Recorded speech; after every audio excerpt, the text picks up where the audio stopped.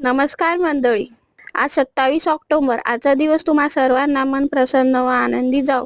आजच्या ठरलं तर मगच्या भागात कल्पना प्रतापला ओवाळून घेते. डॅड, चला आता मम्माचं गिफ्ट द्या पटकन. हो, देणारच आहे. आपने छान कल्पनासाठी कानातले आणलेले राहतात. आवडलं का तुला? हो, खूप छान आहे. थँक्यू. प्रियाला फोनवर मेसेज आलेला असतो. अननोन नंबरहून कोणी कसलीही लिंक पाठवली मला. प्रिया ती लिंक दाबायला जाते तेव्हा कल्पना सायलीला आवाज देते. सायली, ये. 1 मिनिट. प्रिया कल्पनाजवळ जाते आणि अक्षराचं ताट घेते. आधी मी ओवाळणार अश्विनला. सायलीची खोटी आई तिच्या बाबाला म्हणते की अहो, तिच्या आई बाबांनी हिच्यावर संस्कार केलेत की नाही. काय पोरगी आई, आपल्याला काय करायचंय, गप्रा. प्रिया अश्विनला आवाज देते. ए अश्विन, येतोयस ना? प्रिया अश्विनला ओवाळते. तिकडे अर्जुनचा चेहरा पडलेला असतो बरं का, कारण त्याने सायलीसाठी काहीच नसतं आणलेलं. अश्विन विचारतो की काय. प्रिया गिफ्ट कडे बघते. आणलंय आपल्या लग्नानंतरची पहिल्या पाडव्याची तुझ्यासाठी खास ओवाळणी. प्रियाला खूप घाई झालेली असते बरं का. ती ताट ठेवते आणि चटकन हातात नेकलेस घेते. आनंदाने म्हणते, सोन्याचा हार. गळ्याला लावून म्हणते की किती मस्त आहे, एकदम माझ्या चॉईसचा आहे. अश्विन अरे सगळ्या बघून म्हणते की किती विचार करतोस माझा. अगं, मी नाही विचार करणार तर मग कोण करणार. तर मंडळी बरं का, सायलीचे आई बाबा बघतच राहतात. दे दे, कानातले पण आहेत ना. पूर्ण आजी आवाज देतात. सायली, अर्जुन, आता तू बस. सायली सुद्धा अर्जुनला छान ओवाळून घेते. मात्र अर्जुनचा चेहरा पडलेला राहतो. वाळून झाल्यावर सायली हात पुढं करते. अर्जुन कानाला हात लावून सॉरी म्हणतो की मी गिफ्ट नाही आणलंय. सायली छान हसते. अय्या, किती सुंदर मंगळसूत्र आहे. अशा नाजूक डिझाईन ना मला खूप आवडतात. आता ते तुम्ही मला घाला बघू. अहो, असं काय करताय, घाला ना मंगळसूत्र. अर्जुनला आनंद होतो आणि तो मंगळसूत्र सायलीच्या गळ्यात घालतो. हे बघून सगळ्यांना खूप आनंद होतो. सांगा बरं, आता आधीपेक्षा छान दिसते ना मी. आणि तुझ्या चेहऱ्यावर किती छान स्माइल आलंय. का माहितीये, कारण या क्षणाला मी खूप आनंदात आहे. आणि सुख काय हो, वस्तूमध्ये नसतं, ते मानणाऱ्याच्या वृत्तीत असतं. आणि तुम्ही मला जितकं सुखी ठेवलंय ना तितकं कोणीही नाही ठेवू शकत. सायली, तुझ्या चेहऱ्यावर हसू आणणारं हे मंगळसूत्र अप्रतिम आहे. खरंच प्रत्येक बायकोकडे असा सुंदर दागिना असायलाच हवा. आणि अर्जुन, प्रत्येक नवऱ्याकडे अशी बायको असायलाच हवी. प्रियाला राग आलेला असतो. तुम्ही हे सगळं मुद्दाम करताय ना. अर्जुनने सायलीला ओवाळणीत काहीच नाही दिलं. स्त्री नसलेल्या दागिन्याचं कौतुक करताय, कारण अश्विनने मला सोन्याचा हार दिलाय ना, ते तुम्हाला बघवत नाहीये. तुम्ही चिडवताय ना मला मुद्दाम. प्रिया, अगं तुझ्याबद्दल आम्ही इतका विचार करावा इतकीही महत्वाची नाही आहेस तू. स्मिता सायलीच्या बोलण्यावर हसते. भाऊजीला ओवाळून झालंय ना, जा आता. चल अश्विन. प्रिया तिथून निघून जाते. महिपत शुभमला विचारतो, ए पोरा, जमतय की नाही. अहो सर, मी प्रियाला कधीची लिंक पाठवली, तिने अजून ते उघडलीच नाहीये. खूप वेळ लागतोय रे. समजा प्रियाने लिंक ओपनच नाही केली तर ऑनलाईन तर आता काहीच नाही करू शकत. आणि आजकालचे लोक तर खूप अवेअर झाले आणि म्हणून ते अननोन लिंक ओपनच नाही करत. त्यांना असं वाटतं की ओपन केली तर बँक अकाउंट पूर्ण खाली होऊन जाईल. काय करू शकतो मी. ए पोरा, लोकांचं कौतुक नको सांगू मला. प्रियाने लिंक ओपन नाही केली तर सगळा खेळ खल्लास ना.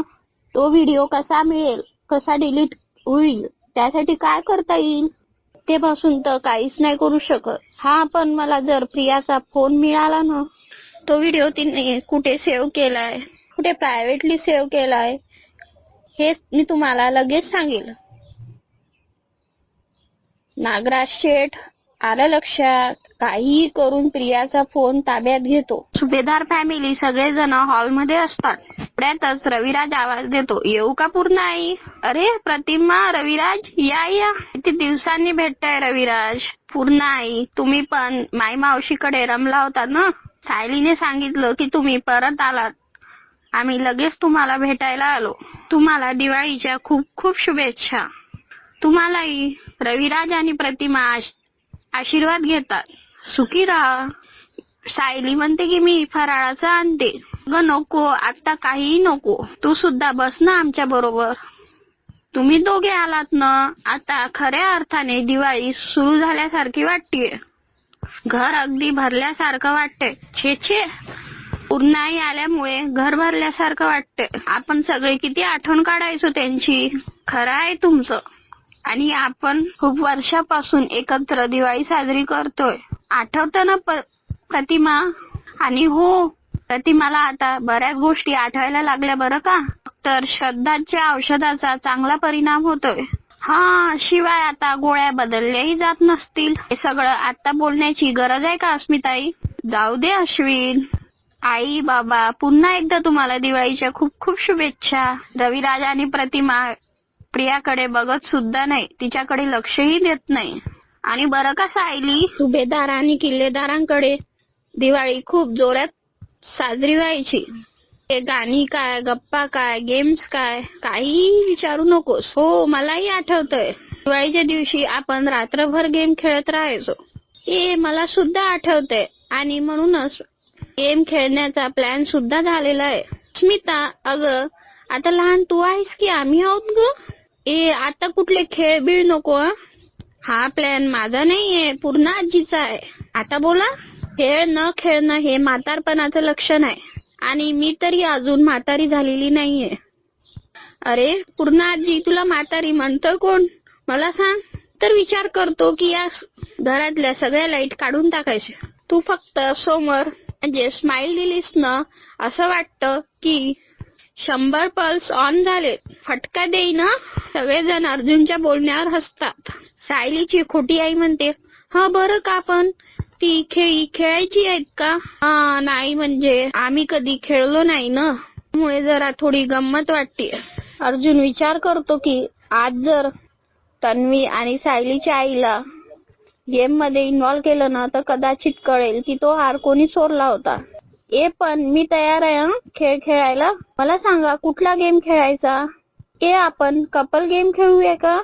म्हणजे बायकोला असं उचलून वगैरे घ्यायचं. Dad relax. कपल गेम आपण आधी खेळलो, पण आजचा गेम थोडा वेगळा असेल. आज आपण आई आणि मुलगी यांची टीम बनवणार आहोत. करेक्ट. हेही चालेल. म्हणजे माझी आणि अस्मिताची टीम. अस्मिता खूप आनंदात असते. Done done. म्हणजे मैनावती आणि सायली. सायलीचे खोटे बाबा म्हणतात, एकदम भारी जोडी. मी नेहमी प्रमाणे अंपायर. बरं झालं. म्हणजे कसं, कोणी काही गडबड करू नाही शकत. म्हणजे अस्मिताई ना, कारण चिटिंग तीच करते ना नेहमी. पूर्ण आजी, तू मगाशी फटका मारणार होतीस, मी मारू का? चला मग सुरू करूया.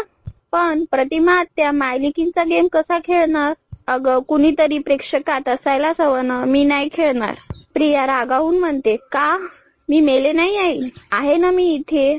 अश्विनही उठून म्हणतो की सगळेजण इतके टोकाला जातात की तन्वीला साधा गेमही नाही खेळू देत आहे. ती न खेळलेलीच बरी. उगाच रंगाचा बैरंग नको व्हायला. अर्जुन रविराजच्या खांद्यावर हात ठेवतो. Senior is okay. दिवाळी आहे ना, उगाच वाद नको आपल्याला. पुन्हा आजी, मी काय म्हणतो, आज आपण तन्वीला प्रतिमा आत्यासोबत खेळू देऊया ना? हो. नाही म्हणजे तन्वी नाही खेळली तर प्रतिमा आत्याला सुद्धा खेळता नाही येणार. ठीक आहे मग. इथे असलेल्या मायलिकींच्या 3 जोड्या खेळतील. अर्जुन एक्सायटेड होऊन म्हणतो की चला गेम स्टार्ट करूया. पूर्ण आजी विमलला सगळं सांगते. पूर्ण आई, तुम्ही सांगितल्याप्रमाणे सगळं तयार आहे. सगळ्या मायलेकी गेम साठी बसलेले असतात. तर आजचे खेळ मी आधीच ठरवून ठेवले होते, पण ते एकट्याने करायचे होते. पण ते आता मी मायलेकींच्या जोडीवर फिरवले आहे. तर पहिला खेळ आहे ता ना ई पी पाचा. सायलीची खोटी आई म्हणते, म्हणजे काय हो? प्रियालाही समजत नाही. म्हणजे काय ते तुम्ही खेळता खेळताच ओळखायचं. ते की समोर कपड्यांचे गठ्ठे ठेवलेले आहेत. कपड्यांच्या तुम्ही घड्या घालायच्या आहेत. अस्मिता म्हणते की सोपा आहे आगे. नाही, हा खेळ ज्यांना कळेल तीच जोडी जिंकेल. अर्जुन म्हणतो की हा सगळा कन्फ्युजिंग आहे पूर्ण आजी.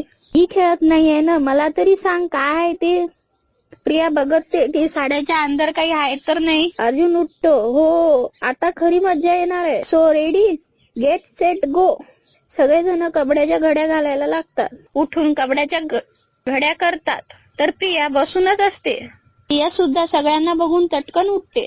सायलीला पूर्ण आजीचं बोलणं आठवतं ना, पी पाचा हे तर इंद्रधनुष्याचे रंग आहेत. सगळेजण पटपट कपड्याच्या घड्या करतात. प्रतिमालाही समजते. सायली कपड्याच्या घड्या घालून झाल्यावर कपड्याहून हात फिरवते. तसंच हात प्रतिमाही फिरवते. सगळ्यांच्या झाल्यात, पण आधी घड्या घालून माझ्या झाल्यात तर जिंकले मी आहे. नाही, मी आधीच म्हणाले होते की हा खेळ समजून घ्यायचा आहे. ता ना ही पी पाचा हे इंद्रधनुष्याचे 7 रंग आहेत आणि त्याप्रमाणे घड्या रचायच्या होत्या. आणि तशा घड्या फक्त प्रतिभा आणि सायलीने रचून ठेवलेल्या आहेत. तर मंडळी, पुढील भागात पूर्ण आजी गेम समजावतात. तुम्हा मायलेकींसाठी असा गेम आहे की तुमच्या घरी आगाऊ पाहुणे आले तर तुम्ही त्यांचं स्वागत कसं कराल. सगळ्या बायका शरबत देतात. अर्जुन म्हणतो की शरबतात मीठ जास्त आहे, मी आता परत नाही बनवणार. तर सायलीची खोटी आई म्हणते की परत काय ते बनवायचं, त्यापेक्षा बाहेरून मागवा. प्रिया म्हणते की ऑर्डर करा. स्मिता पूर्णाजीच्या कानात सांगते की मैना काकू आणि तन्वी डोकं किती सेम चालतं. त्या सायलीपेक्षा प्रियाच्याच आई जास्त वाटतात. अर्जुन हे सगळं ऐकत असतो. तो विचार करतो की मैना काकूचं वागणं बोलणं सगळं सायलीच्या विरुद्ध आहे. त्याची DNA टेस्ट करायलाच हवी. व्हिडिओ आवडला असेल तर लाईक करा आणि सबस्क्राईब करा. भेटूया पुढील भागात.